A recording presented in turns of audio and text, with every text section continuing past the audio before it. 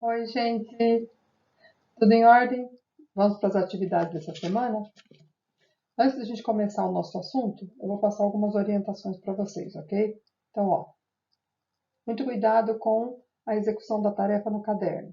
Então, coloque o cabeçalho bonitinho, nome, número, a sua série, a data, que é importante, ok? Na hora de escrever as respostas, gente, aperta um pouquinho mais o lápis para que fique visível a hora que você tira a foto para eu poder ler. Tira a foto na vertical, com o celular na vertical, para eu poder conseguir ler certinho suas respostas, tá ok? E quando for mandar o arquivo para mim no privado, manda o arquivo com a tarefa e escreve embaixo o seu nome e a sua série, tá joia? Para a gente ir organizando aqui o nosso esquema. Outro recadinho. Estou muito, muito feliz, muito orgulhosa de vocês, pelo empenho de vocês em fazer as atividades. O desafio é grande para vocês, é grande para nós, os professores, é grande para a escola, mas a gente está vencendo esse desafio. Eu tenho certeza, tenho fé que a gente vai conseguir sair desse momento muito fortalecidos e tendo aprendido muita coisa nova. Olha que legal a nossa conexão. Estamos aqui, interagindo via internet, conexão digital. É muito chique. Certo, gente? Vamos firme que vai dar tudo certo. Então, vamos para o nosso assunto. Continuamos com o assunto dinâmica populacional, só que dessa vez nós vamos verificar os indicadores sociais.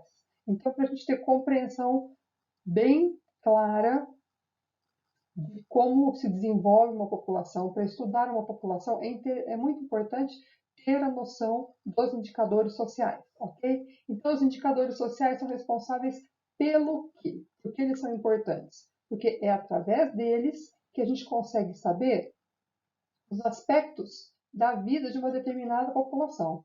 Eu consigo saber o estado social, quer dizer, como está o nível de desenvolvimento social dessa população é através dos indicadores sociais. E como que eu obtenho os indicadores sociais? É através do censo, é através do recenseamento que acontece de 10 em 10 anos. Este ano, 2020, deveria ter acontecido o censo, por causa da pandemia, não vai acontecer. Então, provavelmente o ano que vem. Então, a gente com isso consegue coletar dados, com o censo é possível o governo coletar dados para poder ter a noção, a visão de como está a sua sociedade, como está a sua população, certo? Se a gente está evoluindo, se a gente está regredindo, como é que está a situação da população, para poder investir nessa população. Muito importante os indicadores sociais. Então, a maior parte deles vocês já ouviram falar. A gente vai só fazer um estudo mais rapidinho deles aqui. Taxa de natalidade. O que vem a ser a taxa de natalidade? A taxa de natalidade é uma porcentagem, certo? Do que? Do número de nascidos numa determinada população. Então, quantos por cento nasceram na população brasileira? Há toda uma conta aí para ser feita, certo? Para se chegar nessa porcentagem. E o que nós obtivemos de resposta? Mas, na atualidade, a taxa de natalidade brasileira está em torno de 14,16%. Isso é uma taxa de natalidade muito legal. Ela já foi muito alta no Brasil. Hoje ela já está numa taxa bem razoável, ok? Taxa de mortalidade, que é exatamente o quê?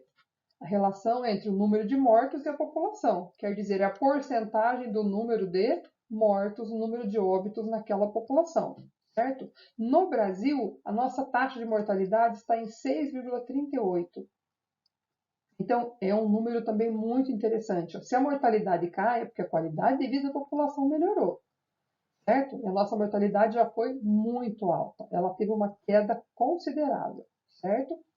Mortalidade infantil. Mortalidade infantil é um indicador que mostra, gente, a quantidade de bebês que morrem antes de completar 1 ano de vida. Isso aqui é grave. Gente, se a gente tem uma mortalidade alta, a mortalidade infantil alta, isso quer dizer que a qualidade de vida dessa população está péssima, certo? No Brasil, ela está em 13,82 por mil. Também é um número excelente, tá bom? Assim, não está uma coisa fantástica, mas já melhorou muito também, ok? Este gráfico, gente, mostra direitinho como evoluiu a nossa taxa de natalidade e mortalidade e o crescimento natural da nossa população. Inclusive, vocês vão fazer uma atividade sobre este gráfico, tá? Então, olha o que nós temos, ó. Em 1950, o Brasil tinha uma taxa de mortalidade lá em torno de 15%, uma taxa de natalidade em torno de seus 44%, certo? E o que foi acontecendo? Ó, a taxa de natalidade foi declinando até que, olha aqui, ó, chegou em 2020, ó 2020 aqui. A taxa de natalidade já estava menos do que 20%. Nós não falamos lá atrás? 14, alguma coisa, não é? A de mortalidade, a mesma coisa, ó. Caiu, certo? E depois teve aqui uma suave subidinha, tá? E com esse comportamento das duas taxas, o que aconteceu? O crescimento natural da população brasileira só foi caindo. E a projeção para o futuro é de que ele caia ainda mais. Ok? Então, esse gráfico ele mostra bem para a gente como vem se comportando a taxa de natalidade e mortalidade no Brasil e que tem resultado no crescimento cada vez menor. Veja, a população brasileira continua crescendo, mas está crescendo cada vez menos. Ok? Outros indicadores. Expectativa de vida. O que é a expectativa de vida? É quantos anos uma pessoa espera viver nascendo naquele país. É a média de vida. No Brasil, a média de vida hoje está em 74 anos. Isso é também um dado bem interessante para o Brasil. Já melhorou muito, tá? Taxa de fecundidade. O que quer dizer taxa de fecundidade? Quantos filhos uma mulher tem no Brasil na sua idade fértil? Olha lá, ó. Média de número de filhos das mulheres entre 15 e 45 anos. Tá certinho? No Brasil, gente, caiu muito a taxa de fecundidade. Olha, hoje ela está em 1,77 filhos por mulher. Em 1970 era 5,8 filhos por mulher. Atualmente, esse número caiu muito, quer dizer, a taxa de natalidade está lá regredindo, tá? Crescimento vegetativo, o que é isso? É a diferença, né? É a continha de menos entre taxa de natalidade e mortalidade. Quando eu subtraio uma da outra, eu obtenho o crescimento vegetativo da população. E o que é o crescimento vertical da população? É a diferença entre o número de nascimentos e o número de mortes. Mas não é a mesma coisa que de cima? Não, não é. Aqui é o número exato. Tipo assim, nasceram 100 crianças e morreram 60 idosos. A diferença, a continha de menos que eu faço aqui, me dá o quê? Que a população deste lugar cresceu 40 indivíduos. Aqui eu não tenho uma porcentagem, aqui eu tenho um número exato de pessoas, tá certo? E a transição demográfica, o que é isso? Transição demográfica é um fenômeno que acontece com todas as populações. A transição demográfica é o momento em que a população deixa de estar crescendo muito e passa a crescer pouco, certo? Até que a população passe de um estágio para o outro, ocorre a transição demográfica. Geralmente, a transição demográfica é um momento da história das populações em que há um crescimento muito grande da população, há uma explosão demográfica, como dizem os estudiosos, correto? Então, o que é a transição demográfica? É aquele momento em que eu tenho a passagem da situação de alta taxa de natalidade, alta taxa de mortalidade, para uma situação de estabilidade, quer dizer, a população deixa de crescer um montão, para baixos índices de natalidade e baixos índices de mortalidade. Quem é o país hoje referência, que está mais avançado na transição demográfica? É o Japão. Inclusive, demonstrando isso com o grande envelhecimento da sua população. A população japonesa está envelhecendo muito, porque a natalidade está baixinha e a natalidade também muito baixinha. Tá? Isso tudo que eu acabei de falar, a gente vê bem bonitinho aqui, ó, nesse gráfico. Olha lá em 1900. Taxa de natalidade alta, taxa de mortalidade alta, certo? Agora, observa aqui, ó, em 1940, de 1940 a 1960. Olha sempre a diferença aqui, ó, entre a mortalidade e a natalidade, ó. Olha a diferença. Aí, quando chega nesse período aqui, olha a diferença entre a taxa de natalidade e a de mortalidade. O que aconteceu aqui, gente? A partir de 1940, a taxa de mortalidade caiu muito, caiu drasticamente no Brasil. E a de natalidade cresceu, desceu assim, ó, começou a diminuir muito devagar. Resultado, aumentou muito nesse período a população brasileira, tá certo? Depois, esses números vão se estabilizar e a população brasileira vai entrar no estágio lá de crescimento bem lento, ok? Mais indicadores sobre migrações.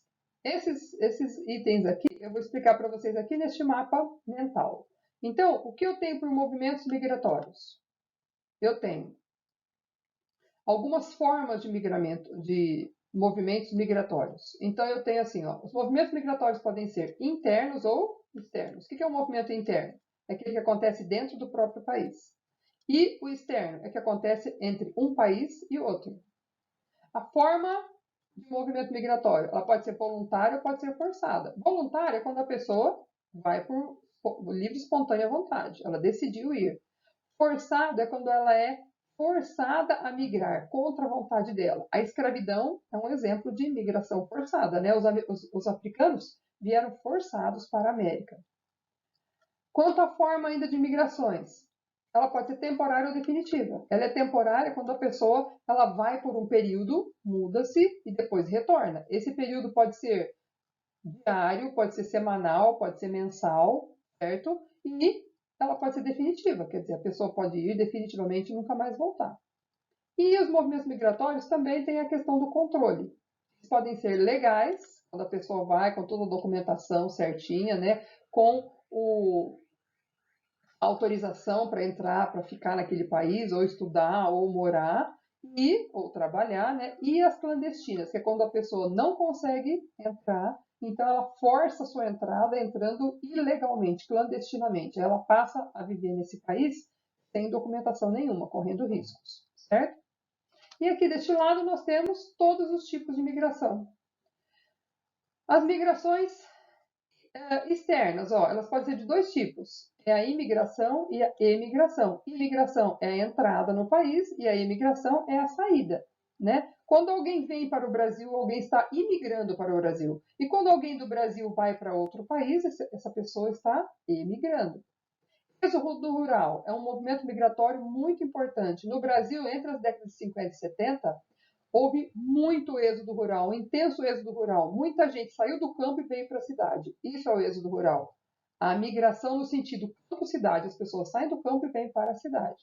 E tem os movimentos pendulares, que acontece quando as pessoas se movimentam, quando elas migram temporariamente. Esse tempo pode ser curto ou pode ser um pouco mais longo. O curto, diário, por exemplo. Quem vai trabalhar em outra cidade e volta para dormir em casa, movimento pendular.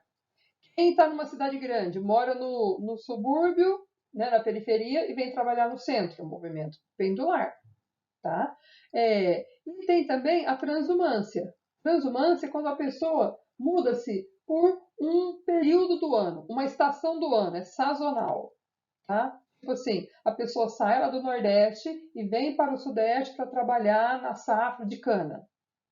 Ficou aquele período aqui da safra, terminou a safra, ela vai embora. É um tipo de migração de transumância sazonal, ok?